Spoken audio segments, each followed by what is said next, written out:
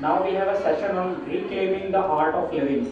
Now I would like to invite my first honorable speaker, Miss Tracy. She is a writer, poet, and speaker from USA. Me and Brandon just gotta go together. She's not. No, she's here. We're just gonna go together. You, both of you are together. Yeah. Yeah. Oh.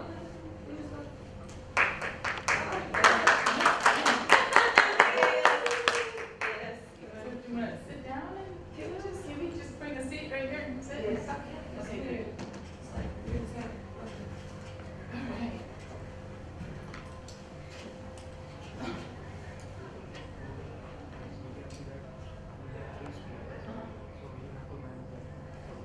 Okay. Yes. Yes. Hello, and welcome to Reclaiming the Art of Living. How's everybody doing today? Very well. Awesome sauce. All right, so me and Brandy are going to talk together a little bit about reclaiming the art of living. We're going to do it in 3 different stages. We're going to talk about childhood trauma, then we're going to talk about deployments, and then we're going to talk about divorce. So we're going to talk about the activating event that caused us to feel like we weren't living our best life and how we got past that specific event. And then after each section, I'm just going to read a poem about a situation that kind of correlated with that particular event. Would you like to start first with your childhood trauma, Brandy? All right, so my childhood trauma started when I was 6 years old. So my mother took me away from my father. I'm going to tell you the story of how it happened. So when I was 6 years old, I went to a little house party, I guess you could call it. It was a church party with my church.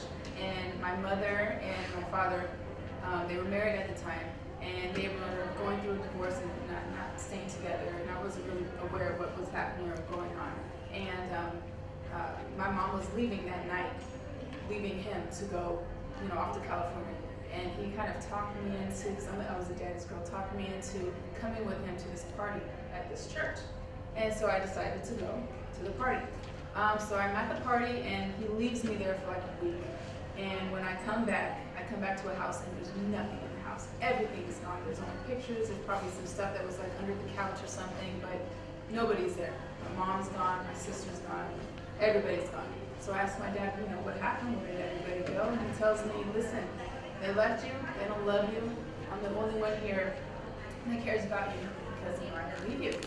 So I'm really sad about it. I don't understand what's going on. And they're young, like in their young 20s. They're not getting along. So them separating, this is how they dealt with it. So we then moved. My mother had moved to Northern California. And my father decides we were in Portland, Oregon at the time. That we're going to go from Portland, Oregon, we're going to go all the way down to Southern California. And we're going to go stay with some of his family members down there. Like one of his sisters or his mother or something. So we get down there by train, and I'm really sad and upset that my mother left me. I'm not sure what happened or what's going on. So a couple months pass by, and I'm in school. And every single school that I'm at, I'm crying, and I get kicked out of every school. And I was at 3 different schools. 6 years old, 3 different schools, and every school kicked me out. Pretty soon I was kicked out of the district because I was so distraught and so upset and so angry and full of rage, that I'm going through this, I don't know what's happening or going on. So we then finally go and we live a little closer to LA. We're in Rialto, California. And we stay there for a little while longer, and I'm getting real happier and understanding, what's happening with my mother, and I'm accepting it and not going to see my sister or my mom anymore. So I'm kind of just dealing with it and thinking, okay, this is going to be my life. This is what I have to deal with. I have to move forward. So I do that. And then during this time, I'm allowed to speak to my mother every once in a while. And the rules are that I can't tell her where I'm at, whose house I'm at. And there's rules when I'm speaking to her, and he's monitoring on phone at all times. So she kind of sneaks in a little bit. She says, Brandy, what school are you going to? I say, I'm going to Henry High. And he gets on the phone and he yells at me and says, get off the phone. So I get off the phone, I'm like, Dad, I didn't say anything I wasn't supposed to say. And he says to me, do you want her to take you away from me? I'm like, no, of course not. I want to be with my dad. I want to be with my mom. She doesn't love me. Why do I want to do that? So then a couple months have passed. I'm guessing it was like 8 or 9 months or something. I haven't seen my mom. through this situation. My principal comes in at Henry Hub, the school that I was at, comes in and he says, you know, Brandy Hill, the last time I said, Brandy Hill, you gotta come out. So I come out. He says to me, your mother's here for you. I'm like, my mother's here for me. What does that mean? I'm like, is it my aunt? Because I would call my aunt my mother. I'm like, is she with the little boy? She's like, no. I'm like, is the lady white? Because my mom's white. Is the lady white? He's like, no, the lady's not white. I'm like, what? Who is this lady coming to get me? So I open up the door and I see it's my mom. And I'm like, oh my God. You know, I haven't seen her in like almost a year. I'm so happy and I'm crying. I'm just full of joy. And I'm like, oh, I thought you left me. And she's hugging me and we're embracing each other. And we're just, you know, having a really great moment. And she gives me some toys. She comes with the sheriff. She comes with a couple cops. And I think, you know, a judge had to sign off on the paper. She comes with everything. She comes and she takes me away. And I remember sitting in the back of the seat. And asked my mom if it's okay if I say bye to my dad. She turns around, she says, you'll never see him again. And I was like, okay, all right, what does that mean? But ever since then, I never saw my dad again. 8 years later, passes away, and he dies. So my thing for that childhood trauma, that really traumatized me. Being kidnapped from my father, being taken away from my mother. And that really just put a huge strain on my life for like opening up to people and being able to connect with people, because I always thought they were going to leave me, that nobody loved me, that nobody wanted me to, you know, to form this like relationship with me, because I thought they were always going to be gone and no one's going to be there. And so I held on to that for a very long time. I don't know if I was upset and mad at my mom for doing that, because I'm sure she was doing what she thought was the best for us, but that definitely hindered me living and living in the moment, and you know, being able to open myself up to people, and, you know, have a regular conversation and be genuine when I'm speaking to people, because I always had something built up. But I reclaimed my life by forgiving the situation and knowing that it happened years ago, that I can't keep carrying this baggage on with me and not opening up to people and not being willing to invite people in to see who I really am and my vulnerability. So being able to finally break down the barriers, which took a very long time. I'm still working on it, but yeah, that's my story. Thank you.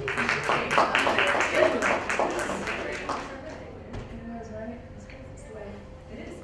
So my childhood trauma, my first memories are when I was 4 years old. And that's really weird, right, that your first memories are at that age. But I remember distinctly I was playing hide and go seek for a long extended period of time and nobody came to get me.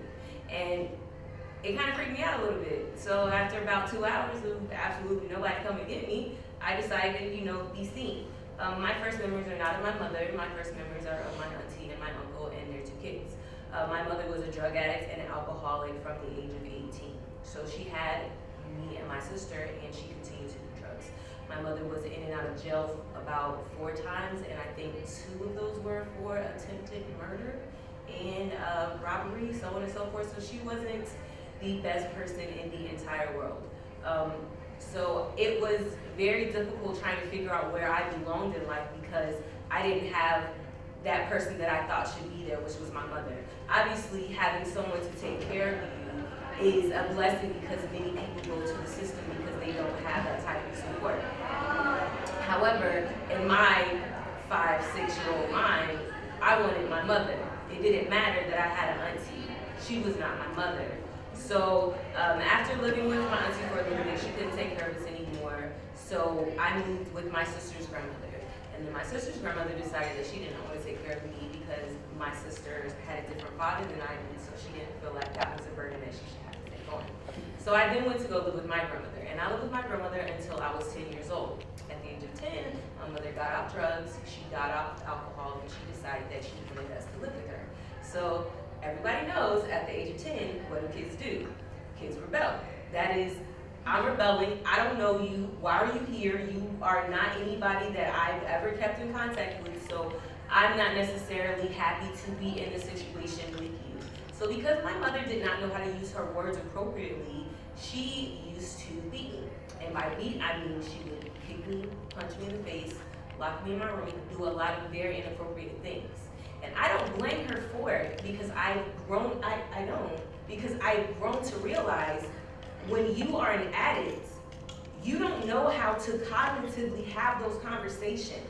So you revert back to what you know, and what she knew was fighting, and what she knew was anger, and what she knew was damage. So she couldn't produce anything good and true in me because she couldn't find those things in herself. So the way that I reclaimed from that memory was writing. Writing was always my solace. When I was little, my grandmother would read to me. I remember she read me like all the classic novels, well, in America. So that would be like Heidi and Call the Wild, like any book like that. She would sit me down every night and she would read to me. And that is what something that like always resonated with me. So as I grew up, when I couldn't talk to anybody about what my mother did to me because I was afraid, I would just write it out. I would write it out. I would write little letters to her. I would write letters about how I didn't like how she treated me. And sometimes I would leave them in places where she would find them. And we would have not so nice conversations about them, but that was my way of dealing with that specific situation. So I reclaimed my art of living through writing. So at the end of each little section that we do, I'm gonna read a poem. So this is the poem that I wrote about my mother. So eventually, as I grew up, she relapsed, and then right when we kind of had that conversation, I think I was about 25, maybe 27 or 28. She was in a halfway house, and I had that conversation like, I never thought you loved me. You were never there for me. Everything that you showed me was anger, and I wanted her to say, I'm sorry, but instead what she said was, I was a drug addict. And that was her truth. And I couldn't do anything with that truth but accept it. So I wrote about it. About 2 months later, she died. I do regret that I did not have that relationship that I wanted with her, or we were not able to fix the issues that we did have. But I feel grateful that I had the opportunity to speak my truth and to hear hers. So the poem is called Broken.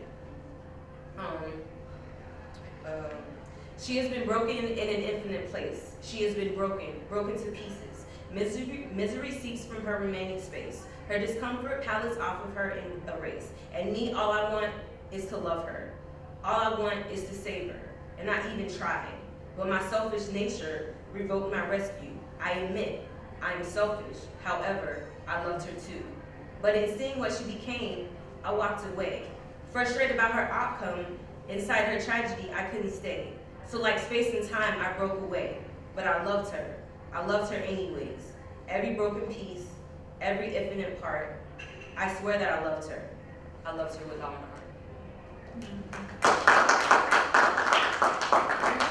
Deployment. All right. Talking about deployment. All right. So, 2009, I was deployed to Iraq. This very place was Diwania, which is 86 miles south of Baghdad. It was called Fob Echo. And we would get mortared all the time. There was nothing on this fob.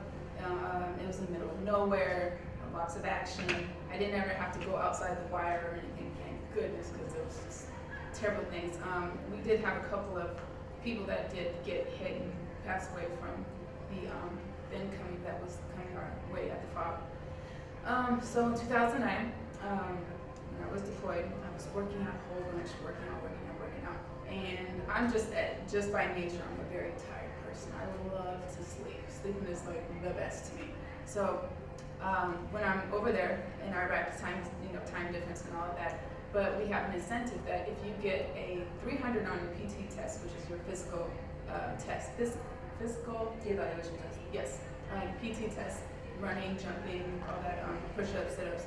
You get a 300, which is the max of points on this test. You get an extra 2 or 3 days or something. You can do whatever you want. You can go to the gym, you can go play basketball, whatever. But my incentive was I get to go to sleep. I'm going to get 300 on this test because I want to go to bed. I'm so exhausted. And I didn't know at the time because I was just beyond exhausted. Like I was so tired, the most tired I've ever felt in my life. That this was one of the symptoms of the cancer that I had, which was like some of you guys already know, Ewing sarcoma cancer, which is a bone cancer, almost in the bone. Did get part to the bone. I caught it at a very early stage. So that's one of the signs of this cancer was extreme fatigue. So I was extremely tired and working out excessively, working out like 3 times a day. I really wanted to do 300 on this PT test because I needed some rest. So it was January 17th, and I remember I had done legs the day before. My leg was really tired and really hurting, and I was stretching, I was leaning back, and I pulled my leg up, and I could see like a little lump protruding out of my leg. And I was like, what is that? And who knows? Don't know what that is. It was probably nothing. And I've been active my entire life. I played basketball, played soccer, I played on AAU, CYO, Olympic development programs, played on all these great things.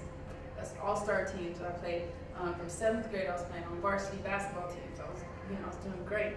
So I'm very active, and so I'm thinking, well, maybe I, tweaked something or pulled a muscle or did something weird. I don't know what this is. I'm in the top shape, in the best shape I've ever been in my entire life. So with cancer, never crossed my mind. So I'm like, maybe I just pulled a muscle or did something weird, who knows? So I waited another week.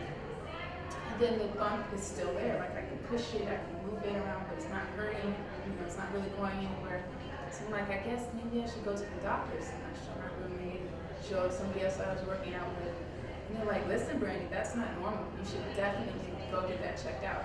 Okay, so I go to the medics over there, and I show her. She's pushing on it, grabbing on it. She's a doctor, so she obviously knows that it's a tumor.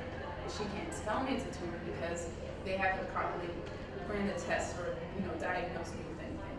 So she says, we're gonna evacuate you immediately to Baghdad.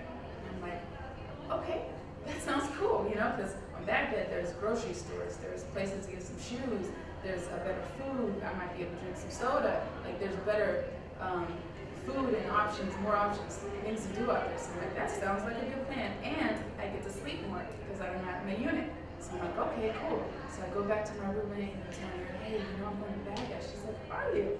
Well, here's $100. I want you to get me some Nike shoes. I need some candy. Everyone's telling me they need all these great things. And I'm like, okay, I think I'm coming back, so does everybody else.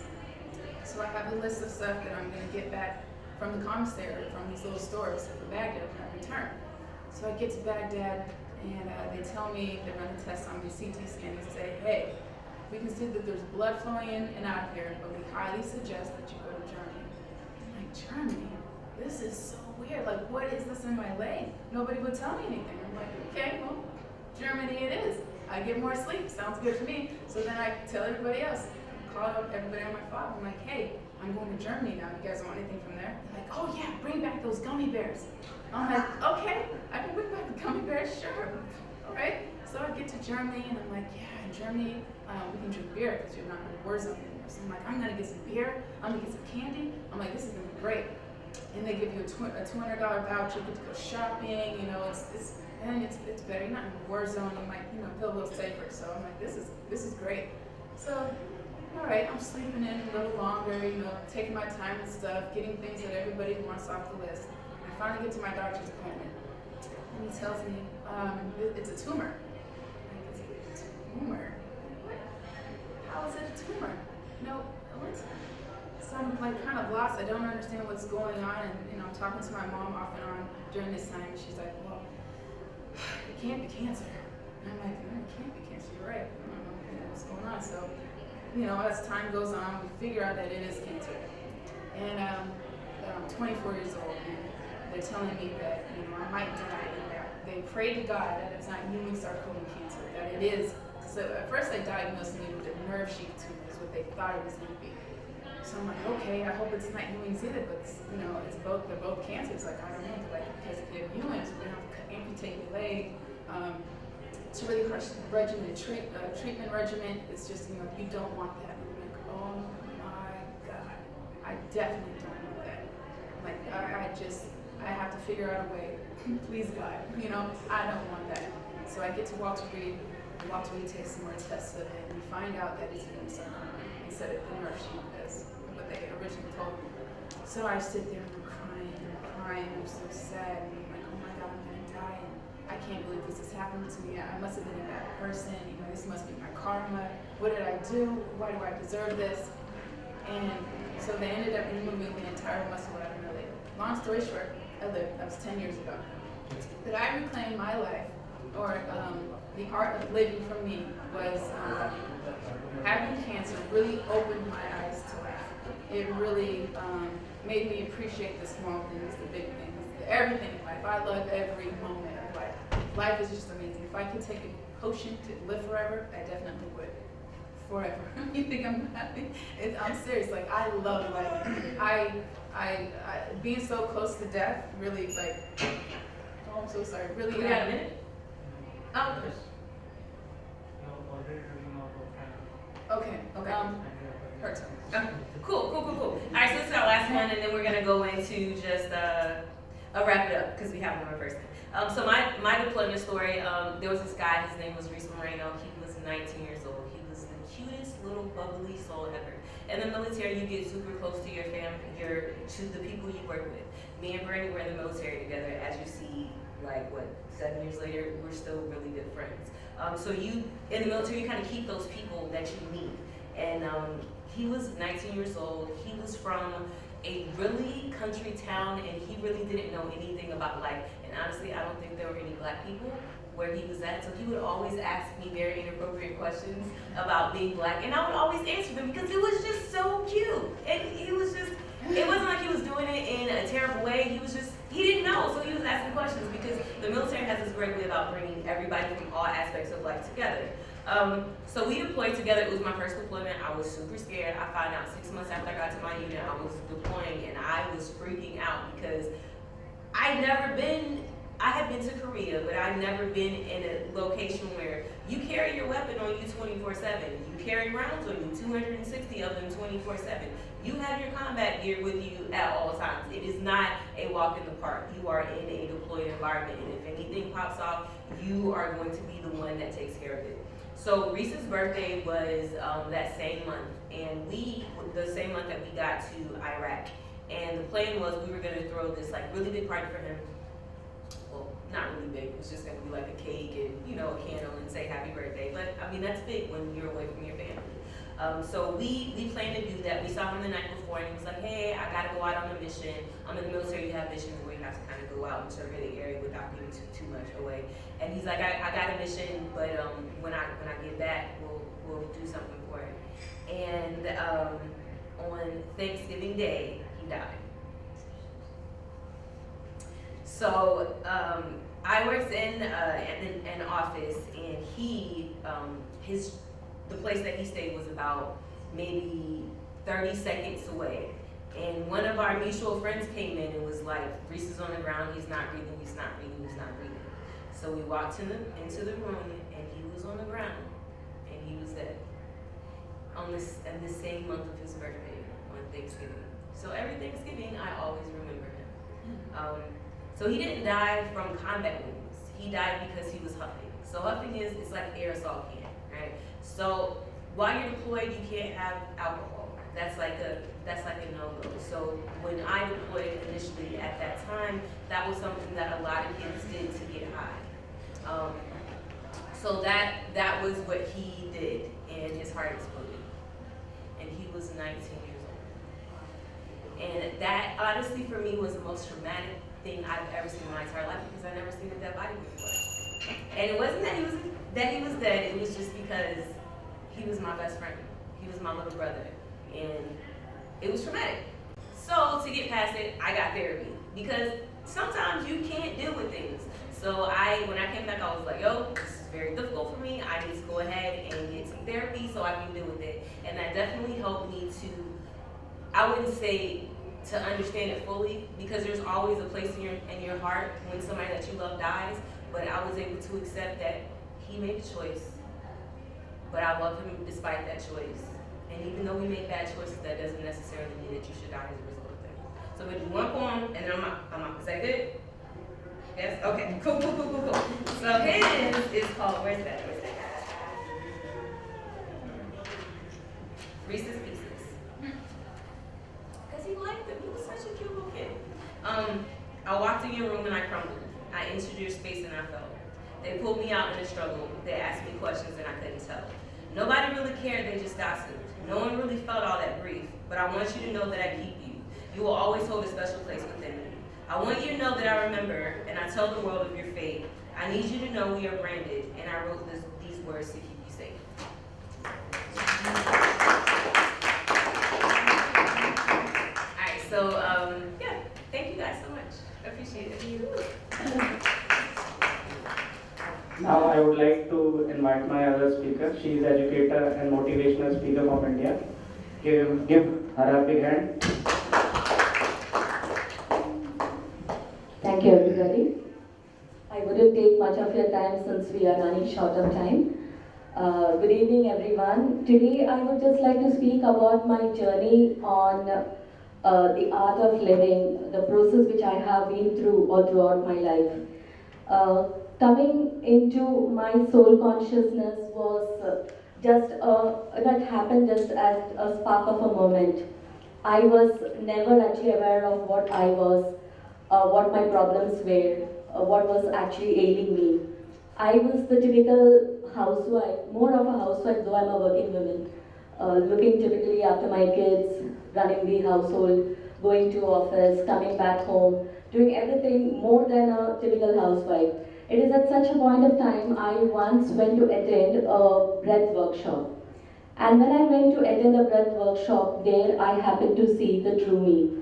Believe me, it actually happens if you actually go into a breath workshop. You can actually see things of your life which have got affected. And it actually, when I went into a trance, I actually saw myself, the things which were ailing me were not linked to the current situations, but were linked to the situations that had happened long time ago in my life. And it took me some time to reconcile with it, to bring about it, because I had actually laughed at that. You know, the breath workshop, I had actually laughed at it when the master, he said, the first thing you do when you enter this world is breathe in, and the last thing that you do when you go out of this world is breathe out. I was thinking, I said, okay, that is right, because all the time I had thought we cry first, we never breathe. I never even thought of the concept of breathing in. So, he told the next line, which made me actually laugh. He told me, so your breath is your best friend. There is no other best friend than your breath. And this breath knows every damn secret about you. Whatever you have undergone right from day one of your life. And I took it with a pinch of salt, but that day, that process which I went through, I understood that what he said was true. And in that breath workshop, I saw myself as a speaker. And when I tell you, I saw myself as a speaker, I felt to laugh all the more. You know why? Because I had a very miserable time in speaking in my school. In the 5th standard, we had a elocution competition. And I just spoke, dear principal, teachers, students, and I was dumbstruck. I didn't know what to speak. I gave it 4 minutes of looking blankly at people, and then afterwards I said thank you, and I got out of stage. And I told, I am never going to speak in my life because speaking is not for me. But in this breath workshop, I saw that I was speaking. I was speaking, and I was speaking very confidently over a big crowd. And I said, no, this is not me. And I took it as a signal from the universe asking me to write. And I started writing, and I started writing blogs, and I started writing poems, I started writing stories, some of which have got published. But every time in my life, the same vision would come up where I would see myself speaking. And I couldn't reconcile with it. I would just ignore it. I said, no, this is not the damn thing. During this period of time, when I came into my breath consciousness, I realized one thing. I could actually recognize the people around me. All the while, I had thought that they were my well-wishers. But after my breath workshop, I realized that many of them were just mourners. They would just mourn over your condition. They would never help you. They would never lend you a hand. They would never resurrect you. They would leave you where you are, but they would mourn you. They would give you the choicest of the comfortable words which you can just collect in your kitty. The other thing which I recognized about people was many of them were obituary writers. They would just write your death. Death means not literally death. If you have a project, they would just, they would just pull you down by saying, oh, this is not meant for you. You do not know what risk you're taking and what you're going to do. At this juncture of time, I recognized some people who were totally different from these two type of people I met, and I call them my black angels. These people were never good with words. They would never give you sugar-coated words. They would tell you the things right on your face. And I could accept these people, and I can tell you very well and from the depth of my heart that I accepted these people and their advice to me only because I came into my breath consciousness. I understood it. I understood that they were the genuine people who were actually trying to help me out. My vision about speaking continued. Again, I ignored it. I never bothered about it. What happened was, I was talking to a group of children, just like that, a casual talk, and one of the kids from outside who was hearing me talk, he just came about and he looked at me and he said, "Me, ma'am, why don't you become a motivational speaker?" And I just looked at him because he's just an 11-year-old child telling me that, and I said no. Then, as I was traveling back home, that words resonated inside me, and I went and opened a newspaper, and that day in the newspaper, I see an advertisement which said, "Become a public speaker. Come and join our course." I took it as a good omen. I said, yes, the universe is continuously telling me, come on, speak. You go and do your passion. You go and talk to people. And I said, okay, fine, I'm going to do this. And I went to a speaking course. Everyone knows that going to a speaking course necessarily does not make you a speaker.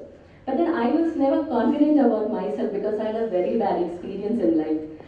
And I wanted to see where I stood before all the other people in speaking. And that's the reason I went for the 4-month course and I did the speaking course, and here I am actually. So I was actually thinking about a lot of things in my life. I mean, first I came into the breath consciousness. Second, I did things which I wanted, but then still things were not actually working properly for me.